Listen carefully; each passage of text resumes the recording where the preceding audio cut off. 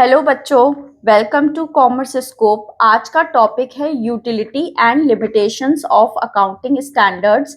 इससे पहले की वीडियो में अकाउंटिंग स्टैंडर्ड्स के नीड, मीनिंग और ऑब्जेक्टिव को डिस्कस किया गया है, जिसे नए व्यूअर्स डिस्क्रिप्शन पर दिए गए लिंक पर जाकर देख सकते हैं।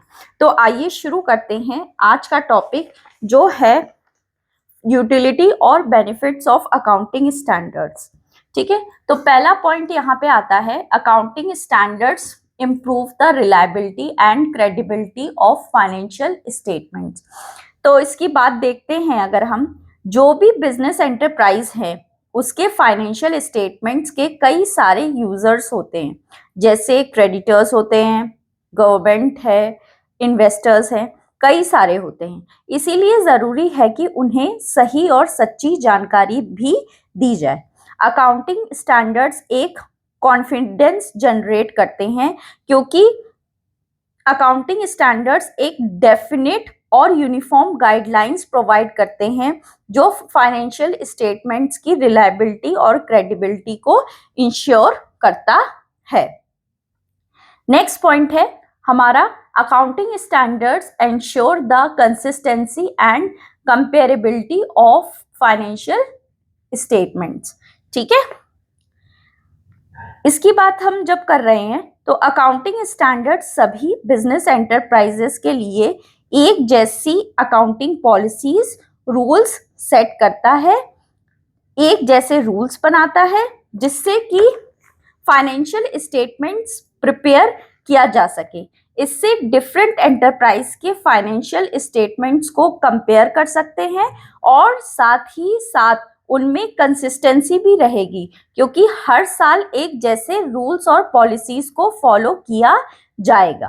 ठीक है, तो इस तरीके से उनमें जो है कंसिस्टेंसी रहेगी और कंपेरेबिलिटी रहेगी। नेक्स्ट पॉइंट है हमारा, वो है accounting standards help in resolving conflict of financial interest among various groups.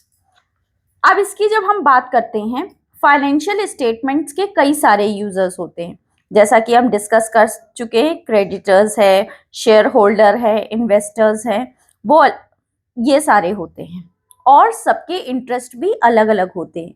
जैसे कि शेयर होल्डर और क्रेडिटर्स दोनों के प्रॉफिटेबिलिटी और नेट वर्थ को एसेस करने के अलग अलग नजरिए होंगे। अकाउंटिंग स्टैंडर्ड दोनों के बीच के कॉन्फ्लिक्ट को रिजॉल्व कर देता है, क्योंकि फाइनेंशियल स्टेटमेंट्स अकाउंटिंग स्टैंडर्ड्स के बेसिस पर प्रिपेयर होते हैं, जो कि सभी ग्रुप्स और यूजर्स एक्सेप्ट कर लेते हैं।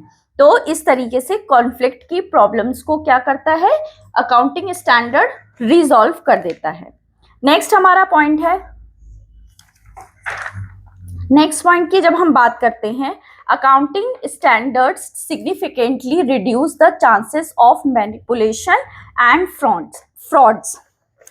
जब अकाउंटिंग स्टैंडर्ड्स के बेसिस पर फाइनेंशियल स्टेटमेंट्स प्रिपेयर किए जाते हैं, तो फ्रॉड्स और मैनिपुलेशन के चांसेस क्या हो जाते हैं, खत्म हो जाते हैं, क्योंकि उनका एक रूल सेट होता है, अकाउंटिंग पॉलिसीज सेट होती हैं इसी वजह से। नेक्स्ट पॉइंट हमारा है हेल्पफुल टू ऑडिटर्स। और आप देखें कैसे हेल्पफुल होता है। ऑडिटर्स की ड्यूटी होती है कि वो ये देखे कि फाइनेंशियल स्टेटमेंट्स अकाउंटिंग स्टैंडर्ड्स के बेसिस पर प्रिपेयर किए गए हैं या नहीं।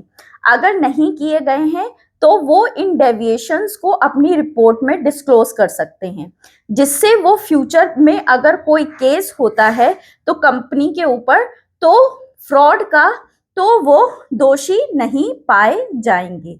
इसीलिए ये ऑडिटर्स के लिए क्या है, हेल्पफुल है। ठीक है, अब हम आइए चलते हैं, बात करते हैं limitations of accounting standards. Limitations of accounting standards की जब हम बात करते हैं, अकाउंटिंग स्टैंडर्ड्स की जब हम बात कर रहे हैं लिमिटेशंस की, तो सबसे पहला आता है लिमिटेशन रेस्ट्रिक्ट इनिशिएटिव। अब क्या होता है, अकाउंटिंग स्टैंडर्ड्स क्या होते हैं, मैंडेटरी होते हैं, जो सभी को फॉलो करने होते हैं, जिससे कि अगर कोई बिजनेस एंटरप्राइज अपने फाइनेंशियल स्टेटमेंट को और अच्छे तरीके से प्रेजेंट और डिस्क्लोज कर सकती है, तो वो नहीं कर पाती है, क्योंकि उसको वही सेट को क्या करना पड़ता है, फॉलो करना पड़ता है। तो अगर वो इनिशिएटिव यहाँ पे वो नहीं ले पा रही है, ठीक है। फिर आता है नेक्स्ट, आता है point rigid in nature.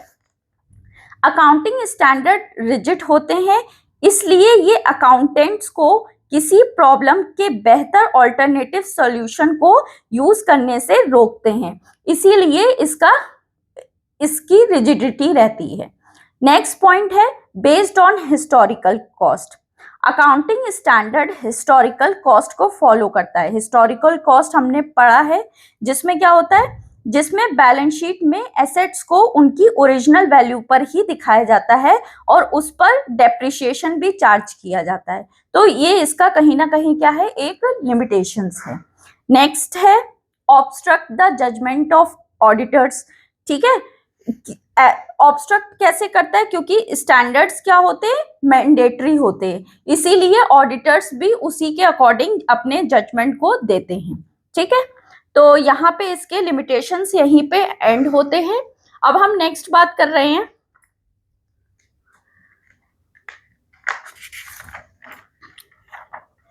International financial reporting standard, IFRS। ठीक है, IFRS की बात करते हैं। The term IFRS refers to the international financial reporting standard issued by international accounting standard board. ये इंटरनेशनल अकाउंटिंग स्टैंडर्ड बोर्ड ने जो है इशू किया है IFRS। ठीक है, IFRS क्या करता है, wide range of IFRS also cover a wide range of international accounting standard issued by International Accounting Standard Committee। जो इंटरनेशनल अकाउंटिंग स्टैंडर्ड कमिटी है, जो उसने स्टैंडर्ड्स बनाए हैं, उसके वाइड रेंज को क्या करता है, कवर करता है। International accounting standards require financial statements to comply with all requirement of IFRS। ठीक है, तो international accounting standard required to financial statement to comply with all requirements of IFRS। तो ये क्या है, जो भी फाइनेंशियल स्टेटमेंट्स प्रिपेयर किए जाएं, वो IFRS की रिक्वायरमेंट को भी क्या कर सके, फुलफिल कर सकें।